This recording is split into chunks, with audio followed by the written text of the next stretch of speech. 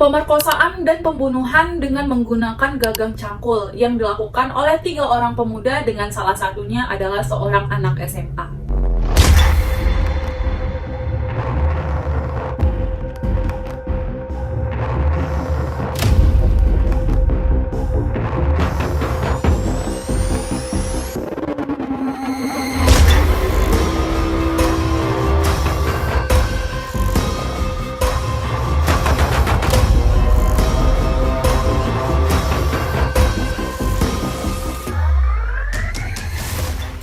Hai, it's me Sucinura Alvela. Welcome back to my channel. Di sini aku bakal ngebahas kasus kriminal yang dialami oleh orang biasa yang berada di sekitar kita. Buat kalian yang menyukai kasus kriminal, jangan lupa klik tombol subscribe dan hidupin lonceng untuk dapetin notifikasi video terbaru. Awalnya itu sekitar jam setengah 1 siang, Ahmad yang merupakan siswa SMA baru siap menjalani ujian akhir nasional dan langsung menghubungi Eno.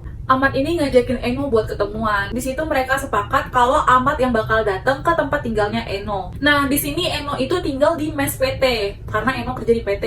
Si yang menghubungi Eno rupanya Ahmad ini datangnya jam setengah 12 malam.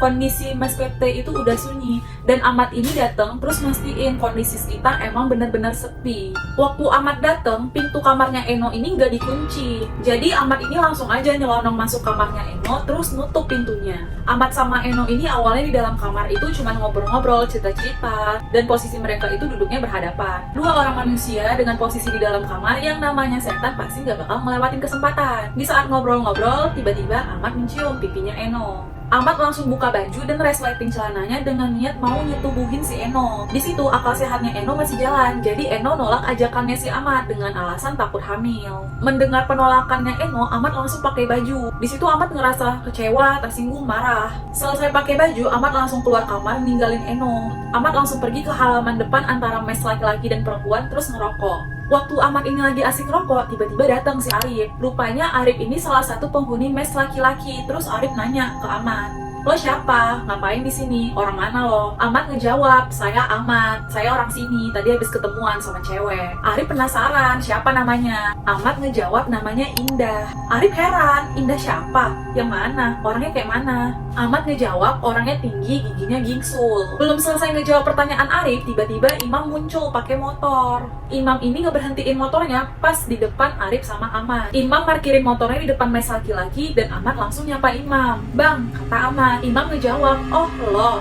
Di situ Ahmad basa-basi, "Dari mana, Bang?" Waktu lagi basa-basi itu, Arif langsung potong pembicaraan Ahmad sama Imam karena masih penasaran. Arif nanya, "Lo Indah yang mana? Indah ini siapanya lo?" Ahmad ngejawab, "Temen, Bang." Di situ Arif merasa ragu, yang bener, pacar bukan.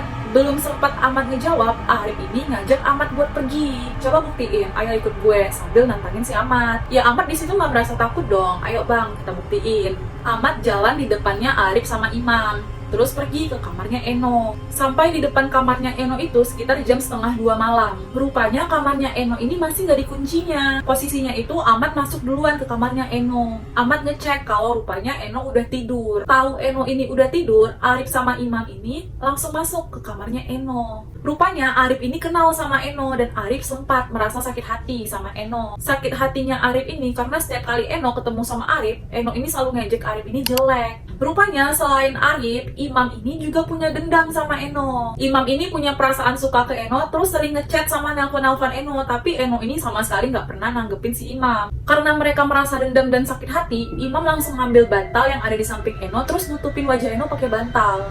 Lagi berusaha ngebunuh si Eno, Imam langsung nyuruh Ahmad buat ngambil pisau di dapur. "Udah Mat, lo ambil pisau sana. Lagian kalau dia nggak mati nanti lo juga ditangkep," katanya Imam. Ahmad langsung pergi keluar kamar ke arah dapur, tapi nggak nemuin pisau di dapur. Karena nggak nemuin pisau, Ahmad pergi keluar mes, terus pergi ke bangunan rumah yang jaraknya itu kurang lebih 12 meter dari mes. Dari jauh itu, Ahmad ngeliat kalau ada cangkul di dekat tempat sampah rumah itu. Ahmad langsung balik ke kamarnya Eno dan langsung ngasih cangkul ke Arif. Tapi di situ posisinya Arif nggak mau ngambil cangkul dari Ahmad. Lagi-lagi, Imam nyuruh Ahmad dengan ngomong, "Udah, lo aja yang nyangkul, Mat. Lagian kalau dia masih hidup, lo juga bakalan ditangkap kok."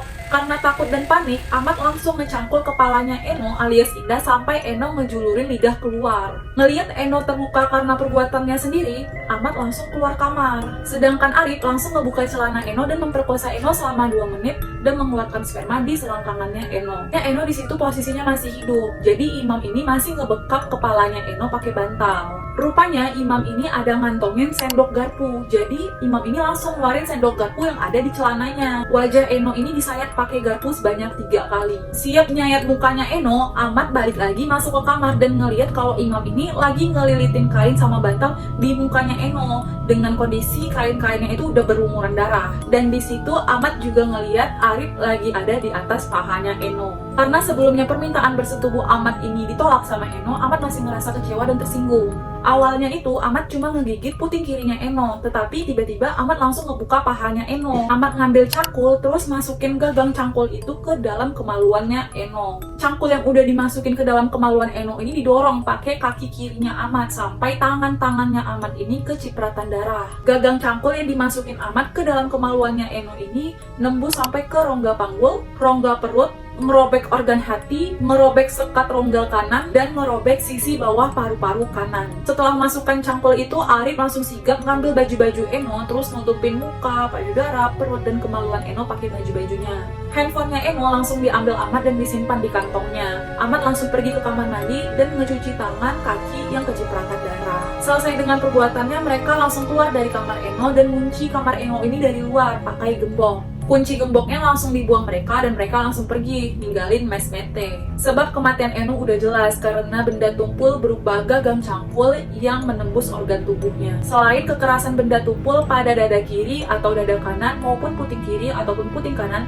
merupakan kekerasan seksual atau perbuatan cabul. Tuntutan pidana dibacakan penuntut umum Kejaksaan Negeri Kota Tangerang pada tanggal 25 Januari 2017 yang menyatakan mereka terbukti secara sah dan meyakinkan bersalah telah melakukan tindak pidana bersama-sama melakukan pembunuhan berencana sebagaimana diatur dalam dakwaan alternatif primer ke-1 melanggar pasal 340 KUHP junto pasal 55 ayat 1 KUHP, dijatuhi dengan hukuman mati dengan perintah terdakwa tetap ditahan. Kemudian diajukan banding dan kasasi. Permohonan kasasi ditolak tetapi adanya perbaikan putusan yang menyatakan bahwa Imam Hapriyadi terbukti secara sah dan meyakinkan bersalah melakukan tindak pidana bersama-sama melakukan tindakan pembunuhan berencana dan dijatuhkan hukuman pidana penjara seumur hidup. Jangan lupa komentar di video ini karena aku bakalan nungguin requestan kalian untuk kasus apa lagi yang seru dibahas di next video selanjutnya. Jangan lupa subscribe karena aku gak sabar untuk ketemu kalian lagi. Bye-bye!